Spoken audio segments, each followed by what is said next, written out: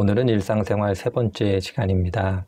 지난 시간에 일상을 바라보는 기독교적 관점 세 가지를 말씀을 드렸습니다. 세 가지 관점이 다 장단점이 있다라는 말씀을 드렸고, 세 가지 관점 중에서 마지막 세 번째 관점이 가장 성경적이고 가장 타당하다라는 이야기를 드렸습니다. 다 기억하시리라 생각이 들어집니다.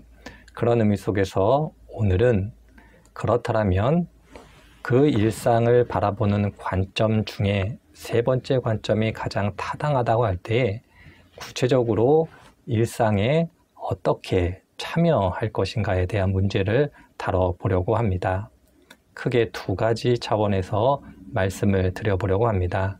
한 분 한 분들께서 유익한 시간이 되시기를 바랍니다.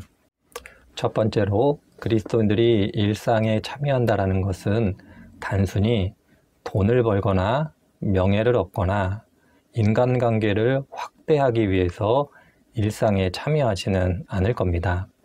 만일 이러한 목적을 가지고 일상에 참여한다면 그것은 하나님을 모르는 사람과 차이가 없을 겁니다. 어떻게 생각해 보면 그리스도인들은 조금 전에 제가 드린 말씀 외에도 특별한 목적을 가지고 일상에 참여한다, 이렇게 말씀을 드릴 수 있습니다. 이것을 그저 교회에서 일반적으로 사용하는 표현으로 바꾸자면 복음 전파의 목적을 가지고 일상생활에 참여하고 있다, 이렇게 말씀을 드릴 수 있습니다. 이것을 전도라고 표현할 수도 있고 선교라고도 표현할 수 있겠습니다만은 그저 넓은 의미에서 선교라는 표현을 좀 써보도록 하겠습니다. 그런 의미 속에서 그리스도인들이 일상에 참여한다는 것은 선교적 마음을 가지고 선교사로서 일상에 참여한다, 이렇게 말씀을 드릴 수 있습니다.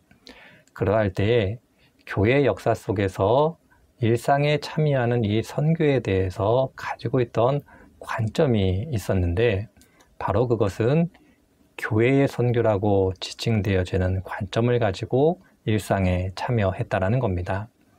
설명하자면 많은 것을 설명할 수 있겠습니다만은 간단히 요약해서 설명하자면 일상에 그리스도인들이 참여하면서 선교의 목적을 가지고 참여하는데 그것은 궁극적으로 교회라고 불리우는 단체 공동체를 조직하는 것을 목표로 참여한다는 겁니다. 누군가를 전도하고 누군가에게 복음을 전하는 궁극적인 목표가 교회를 설립하는 데 있다라는 겁니다. 이것이 가지고 있는 장점이 있고 이것이 대단히 중요한 관점임에도 불구하고 역사적으로 보면 많은 한계가 있었음을 보게 됩니다. 그 한계는 다른 것이 아니라 교회 공동체가 의도하지는 않았지만 섹트화되고 개토화됐다는 겁니다. 우리끼리 잘 지내고 우리끼리 좋으면 되는 거고 세상, 즉 교회가 아닌 다른 공동체는 거의 마음에 두지 않는 그러한 약점과 한계를 가지고 있었고 세상이 아닌 교회가 선교의 목적이었기 때문에 한 지역에 교회가 세워지면 그것으로 만족했다라는 겁니다. 이러한 역사적 한계가 있었기 때문에 최근에 와서는 그리스도인들이 일상에 참여할 때에 교회의 선교라는 관점뿐만 아니라 하나님의 선교의 관점으로도 다가가야 된다라는 주장이 대두되기 시작했는데 하나님의 선교의 주장의 핵심은 다른 데 있는 것이 아니라 하나님께서는 이 세상의 주인이시고 이 세상을 다스리시는데 이 세상이 하나님께서 하나님의 뜻을 이루어가는 장이라는 겁니다. 그런 의미 속에서 이 세상은 하나님의 주권적으로 다스리시며 그의 사랑과 정의가 이루어지는 곳이 되어져야 되기 때문에 그리스도인들이 바로 그 목표, 목적을 가지고 세상에 참여해야 한다는 겁니다. 교회 공동체라고 불리우는 것이 세워지지 않는다 할지라도 우리가 살아가는 그 자리에서 하나님의 뜻, 하나님의 주권적 의지가 관철될 수 있다면 그것이 바로 하나님께서 원하시는 선교요 전도라고 이해하는 겁니다. 물론 하나님의 선교가 교회 공동체를 세우는 것을 부정하거나 부인하고 있지는 않습니다만은 목표가 교회 공동체가 아닌 하나님의 뜻, 하나님의 주권적 통치가 이루어지는 것을 목표로 하기 때문에 교회의 선교와 하나님의 선교는 차이가 있다, 이렇게 말씀드릴 수 있습니다. 달리 이야기하자면 우리들이 일상에 참여할 때에 이 세상을 하나님의 관점으로 바라보고 하나님의 뜻이 이루어지는 곳으로 생각함으로써 신앙인들이 모이는 모임으로 만족하는 것이 아니라 하나님을 모르는 사람도 하나님의 뜻이 무엇인가를 알거나 혹은 모른다 할지라도 하나님의 뜻을 이루는데 마음을 모을 수 있도록 그리스도인들이 그 역할을 감당해야 된다는 것이 바로 하나님의 선교가 가지고 있는 의미다, 이렇게 말씀드릴 수 있습니다. 그런 의미 속에서 저희들이 일상에 참여할 때 교회의 선교뿐만 아니라 하나님의 선교의 관점을 가지고 일상에 참여해야 할 것입니다. 두 번째로는 참여 방식을 확대해가는 과정 속에서 저희들이 꼭 염두에 둬야 되는 부분인데, 그것은 우리가 살아가고 있는 사회, 그 공동체의 일원이다라는 것을 잊지 않고 일원으로서 섬기는 역할을 감당해야 된다는 것을 기억하는 겁니다.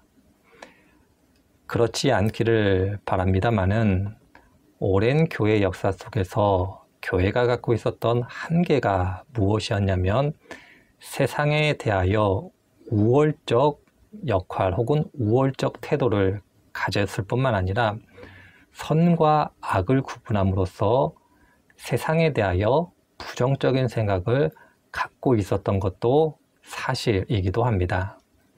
그런 의미 속에서 저희들이 일상에 참여한다는 것은 세상을 악의 무리 혹은 악한 것으로 생각하는 것이 아니라 더불어 살아가는 공동체로 이해하고 그 공동체 안에 하나님의 뜻이 이루어지도록 내가 섬기는 자로 참여하고 있다는 것을 기억하는 겁니다. 그렇기 위해서는 두 가지 확신 내지 자세가 필요합니다. 첫 번째로는 우리들이 가지고 있는 기독교 신앙이라는 것이 이 세상을 살아가는 데 있어서 가장 중요한 삶의 가치를 제공할 수 있다는 것을 확신하는 겁니다. 우리들이 살아가고 있는 지금 이 시대 한국, 대한민국에서는 기독교 신앙을 가지고 있다는 것에 대해서 얘기하는 것이 부끄러운 시대가 되었다라고도 말할 수가 있을 겁니다. 현실적으로 한계가 있고 현실적으로 그러한 문제가 있음을 인정하지 않을 수 없는데, 그럼에도 불구하고 우리들이 가지고 있는 기독교 신앙은 이 세상을 바꾸어낼 수 있는 힘이 있고 공공의 영역에서 기독교적 가치가 세상의 어떤 학문보다도 더 탁월할 수 있다는 것을 마음에 가지고 세상에 그리고 일상에 참여하는 것이 필요하다, 이렇게 말씀드릴 수 있습니다. 그 이유는 다른 데 있는 것이 아니라 기독교 신앙이라는 것은 하나님을 제외하고는 가장 사람을 위한 것이 기독교 신앙이기 때문에 그렇습니다. 예수님께서 뭐라고 말씀하고 계십니까? 하나님께서 원하시는 것은 두 가지가 있는데, 하나는 하나님을 사랑하는 것이고 또 하나는 이웃을 사랑하는 것이다, 이렇게 말씀하고 계십니다.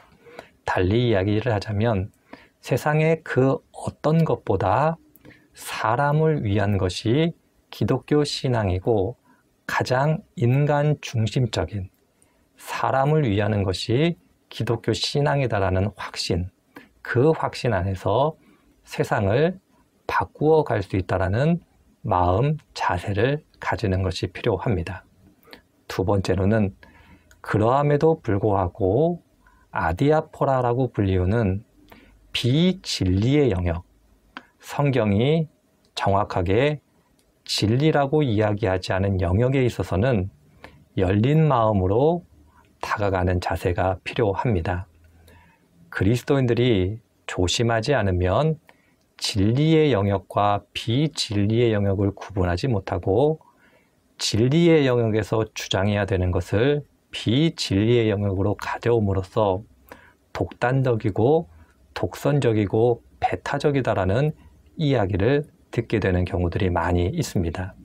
그런 의미 속에서 우리의 신앙의 선배들은 일상의 삶에 참여할 때에 아디아포라라고 불리우는 비진리의 영역에 있어서는 열린 마음으로, 열린 자세로 나와 다른 생각에 대해서 귀담아 듣고 의견을 조율해가는 것을 가장 중요하게 생각했음을 기억할 때 공동체의 일원으로서 섬기기 위해서는 무엇보다도 아디아포라의 영역에 대한 열린 자세가 필요하다 말씀드릴 수 있습니다. 물론 진리의 영역은 아디아포라라고 불리우는 비진리의 영역이 아니기 때문에 진리의 영역에서는 우리들이 우리의 진리를 수호하기 위해서 최선을 다해야겠습니다마는 진리의 영역이 아니다라면 우리들이 열린 자세, 열린 마음이 필요하다라는 것을 기억할 때 공동체를 섬기고 일상의 삶에서 그리스도인으로서 하나님 보실 때 아름답게 살아갈 수 있을 겁니다. 한 분 한 분들께서 일상을 생각하실 때 하나님께서 어떤 자세로 참여하기를 바라시는가 잘 기억하시는 귀한 분들 되시기를 바랍니다.